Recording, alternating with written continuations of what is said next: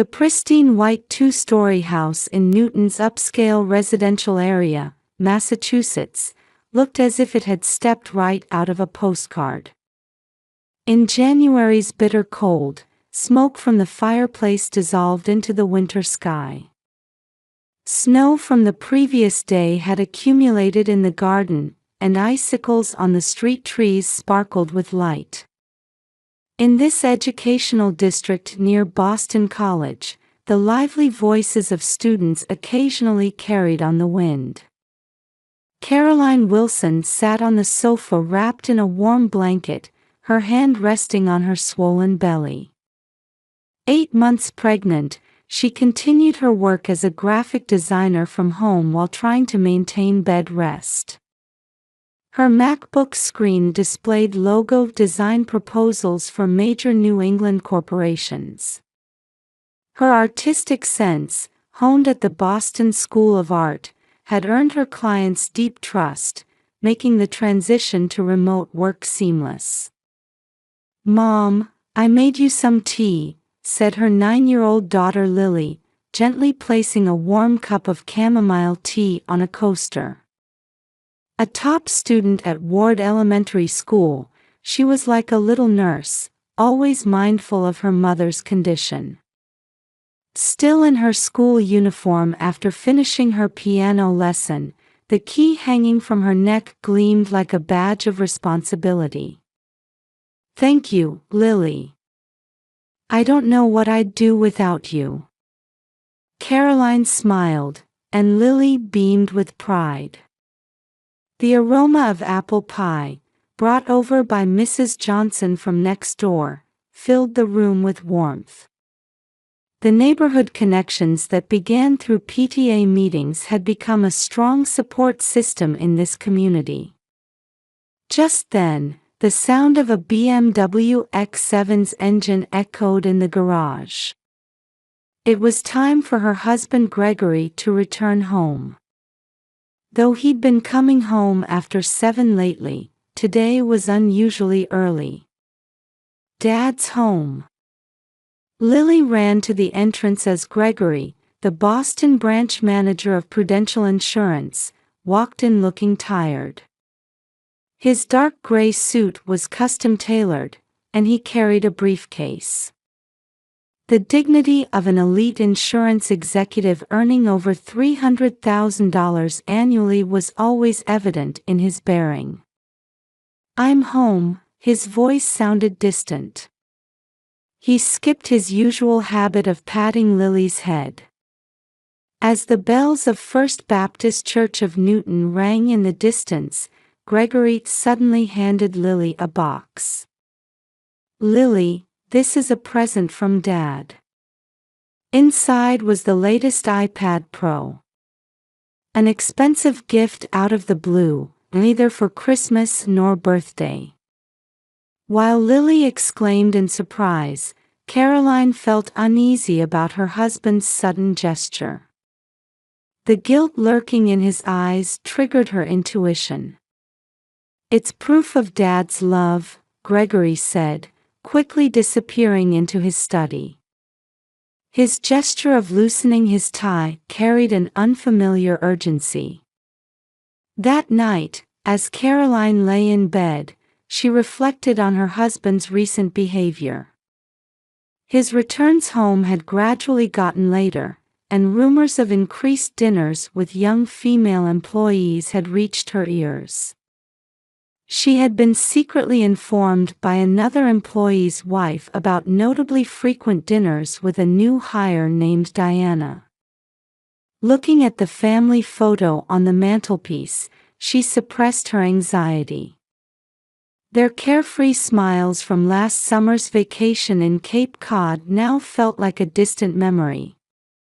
With the risk of premature labor and doctor's orders for bed rest, Caroline had no energy to pursue the truth. As she felt her child move inside her, their peaceful days seemed as fragile as walking on thin ice. On January 15th, the cry of new life echoed through a private room at Beth Israel Deaconess Medical Center.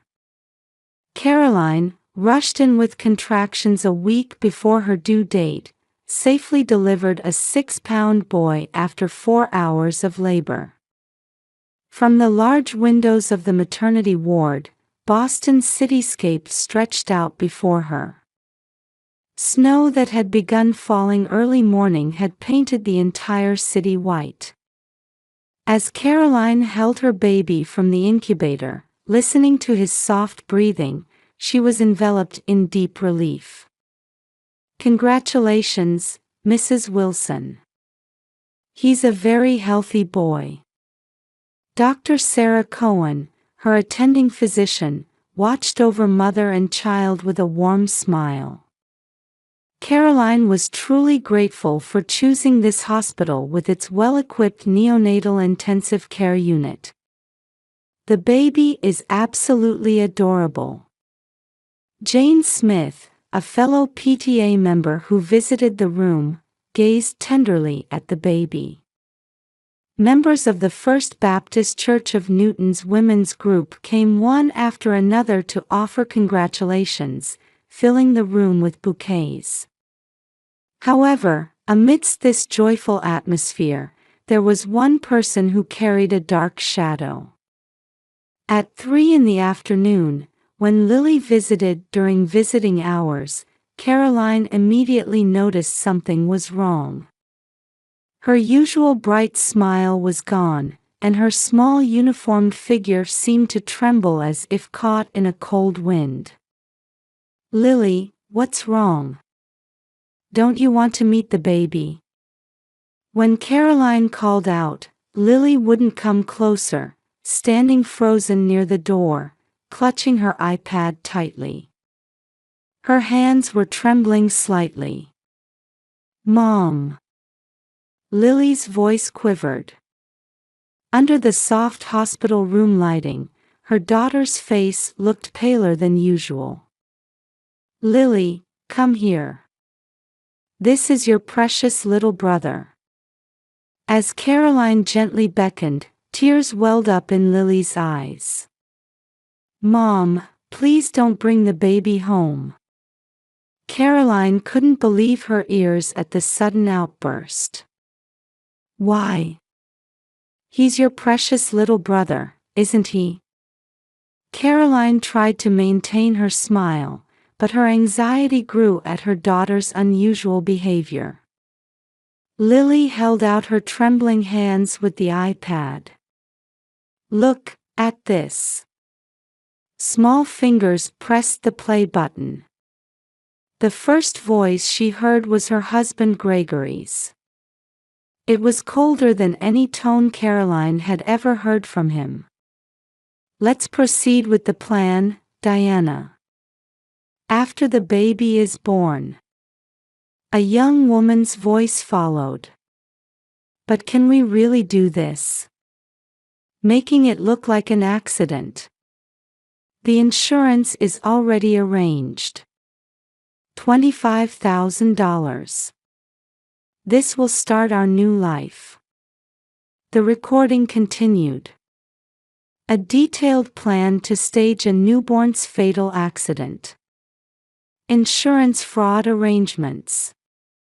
Gregory and Diana's future plans. Everything was meticulously recorded. The color drained from Caroline's face. The baby's fussing in her arms seemed to come from far away. Outside the hospital room window, the snow was intensifying. The Boston cityscape viewed from the 10th floor seemed to dissolve into white fog. Just then, a long, sharp ambulance siren echoed from the direction of the nurse's station. "Mom. I was scared." Lily's voice broke the frozen air. "Dad changed, but I thought no one would believe me without evidence." Caroline gently laid the baby in bed and held Lily tightly. Her daughter's small body was trembling. The thought of a 9-year-old girl carrying such pressure alone made her chest tighten. "You did so well, Lily." You did so very well." In her mother's arms, Lily's tears began to flow uncontrollably. All her fear, anxiety, and desperate desire to protect her mother and brother were finally released. On the bed, the newborn baby breathed peacefully, unaware of anything. Caroline's heart froze at the fact that this innocent life had almost been taken away. "Lily, Mommy will definitely protect you and the baby." Caroline pressed the nurse call button with trembling hands. First, she needed to contact the hospital's social worker. Then the police. She needed to submit evidence and request emergency protection for mother and children. In Caroline's mind, plans for the next steps were already being calmly assembled. "Lily, can you tell me everything?" Caroline asked quietly, gently holding her daughter's shoulders. The room's curtains were drawn, and social worker Julia Morrison sat in a chair, supportively close to mother and daughter. "I first noticed," Lily began in a trembling voice. In her small eyes floated memories she hadn't been able to confide in anyone until now. "It happened 2 weeks ago." Lily returned home earlier than usual after her after-school piano lesson at Ward Elementary School. When she noticed unfamiliar women's high heels at the entrance, anxiety had already sprouted in her heart. "I heard Dad's voice, but his laughter was different." From the living room leaked her father's voice, unlike any she'd heard before. Lily, who had taken up video editing on her iPad as a hobby 3 months earlier, instinctively started the recording app. It was less childlike curiosity than a premonition that something serious was happening. That person's name was Diana. She seemed to be from Dad's company. The social worker carefully took notes of Lily's testimony. Outside the window, dusk was creeping over Boston. From the first recording, Lily gradually documented her father's changes. Diana visiting their home twice a week. Intimate conversations in the living room. And gradually, the horrifying details of the plan emerged. Dad said it was the perfect plan. Lily's voice broke off. To make it look like an accident right after the baby was born. Caroline closed her eyes involuntarily. Her husband's plan to murder their newborn child. The inhumanity of it froze her heart. The night before Mom went to the hospital, they were having their final meeting. Lily operated the iPad with trembling hands and played the decisive recording. There, the detailed plan for insurance fraud was meticulously recorded. The procedure for staging the newborn's fall accident, claiming the high insurance payout. Creating the perfect alibi at the hospital. Everything had been carefully planned. I was scared, but I knew I had to protect the baby. Large tears fell from Lily's eyes. Her small body trembled in her mother's arms.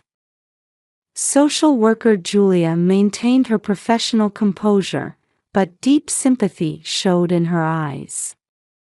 "Lily, you're such a brave girl. But why didn't you tell anyone until now?" Caroline asked gently while stroking her daughter's hair. Lily hesitated for a moment, then answered in a small voice. "I was worried about the baby in your tummy. The doctor said Mom needs rest, remember?" Those words tightened Caroline's chest. The reality that a 9-year-old girl had carried this burden alone, even considering her mother's health. The pressure must have been unimaginable.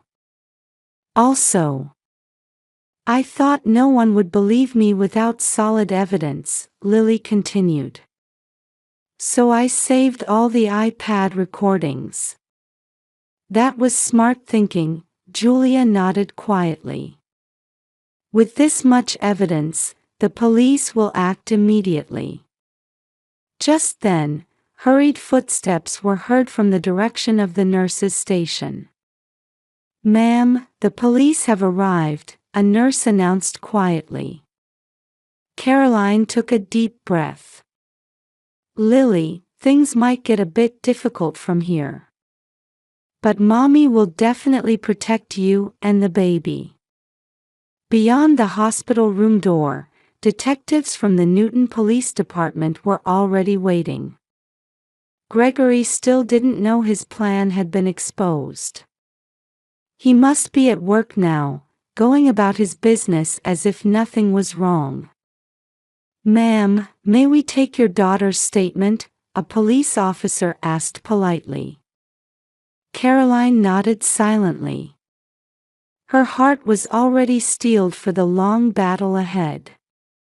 The baby, wrapped in a warm blanket, continued to breathe peacefully, unaware of anything. "Lily, you're truly an amazing daughter," Caroline embraced her daughter tightly. "Mommy is so proud of you."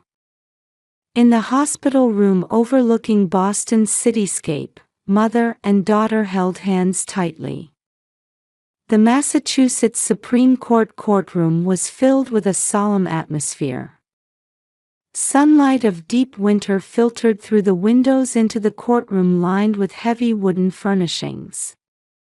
Lily's small back stood straight with tension at the witness stand.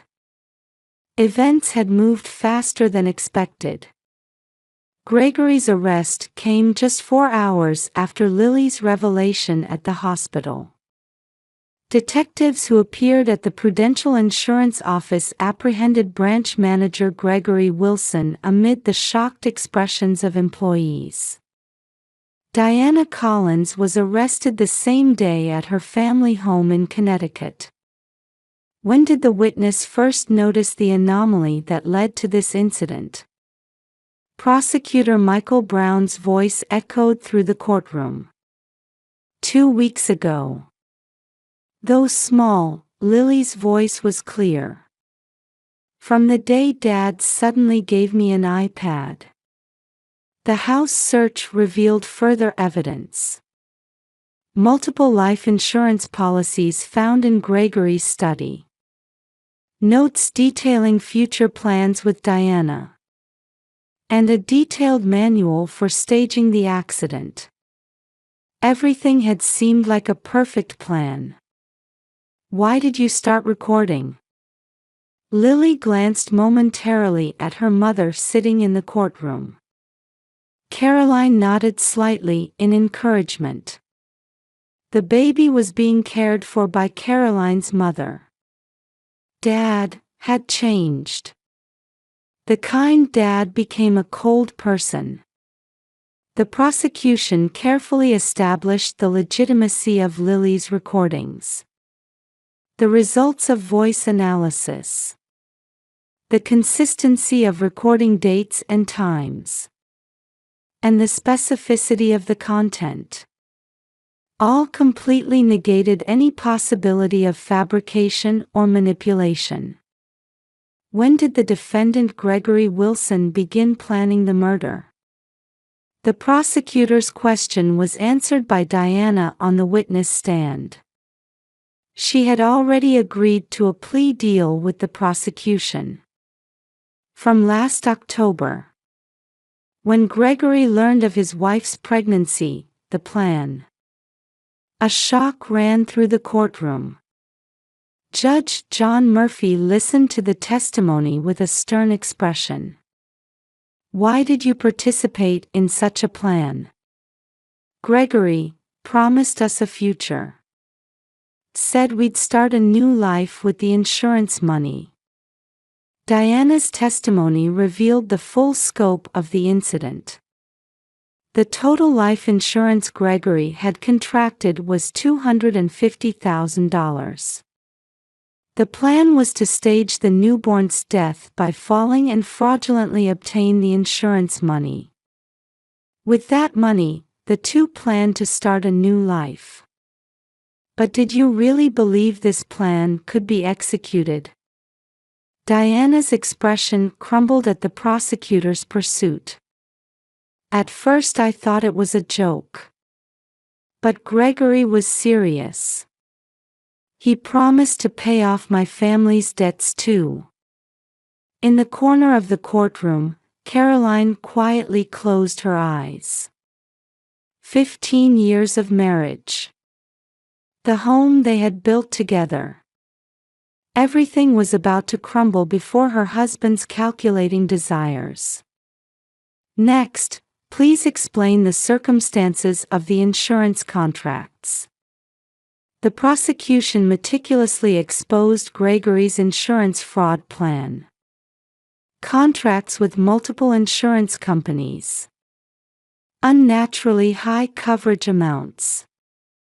Everything was built up as a complete chain of evidence. The defense tried to argue the illegality of the recordings, but it was determined there was no illegality in Lily's recordings made within their home. Gregory's lawyer attempted to argue temporary impairment of judgment due to mental stress, but the meticulousness of the plan completely negated that. How did you feel after noticing the changes in your father? To the prosecutor's final question, Lily answered straight. I was scared. But I knew I had to protect the baby and Mom. At those words, the jurors' expressions softened. The courage of a 9-year-old girl had changed the atmosphere in the courtroom. The verdict came surprisingly quickly. The defendant Gregory Wilson is hereby sentenced to 15 years in prison for attempted murder, attempted insurance fraud, and all related charges. Judge Murphy's voice resonated through the courtroom. Co-defendant Diana Collins is sentenced to 7 years in prison, taking into account the terms of her plea agreement. At the moment of sentencing, tears flowed from Caroline's eyes. Not tears of sadness, but tears of relief that everything was over. As they left the courtroom, Boston's sky was dyed a deep indigo. The bells of First Baptist Church of Newton could be heard in the distance. Mom, are we okay now? Lily held her mother's hand. Yes, we're safe now, Caroline embraced her daughter.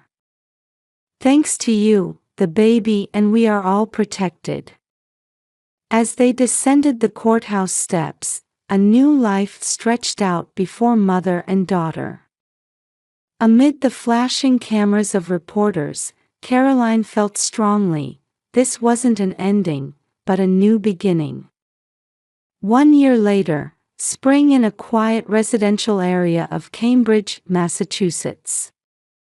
From a 3-story brownstone overlooking the Charles River, the presence of a family awakening with the morning light wafted through the air.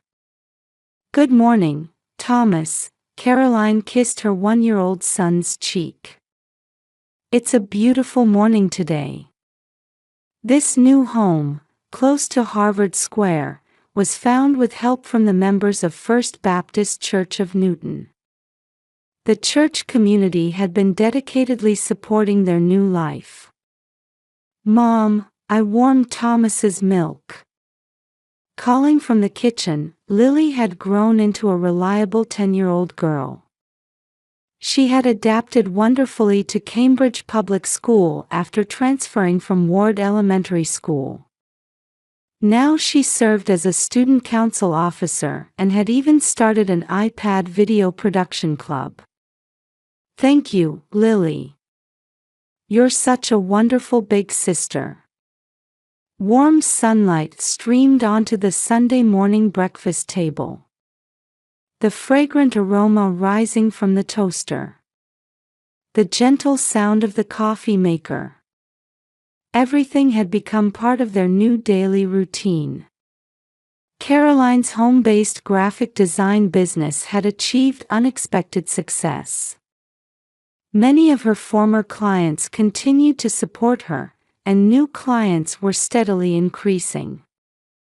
Her home office space was equipped with the latest iMac and drawing tablet, functioning as a creative workspace. "Hey Mom, there's the church picnic this afternoon, right?" Lily asked while drinking her orange juice. "Yes, it's the celebration of 1 year since Thomas's baptism." Caroline smiled as she placed pancakes on the table. Over the past year, the church community had become their spiritual support. The weekly Sunday services had become precious moments of peace for their souls. "Lily, do you remember? Around this time last year, when we moved here?" "Of course." Everyone from the neighborhood came to help.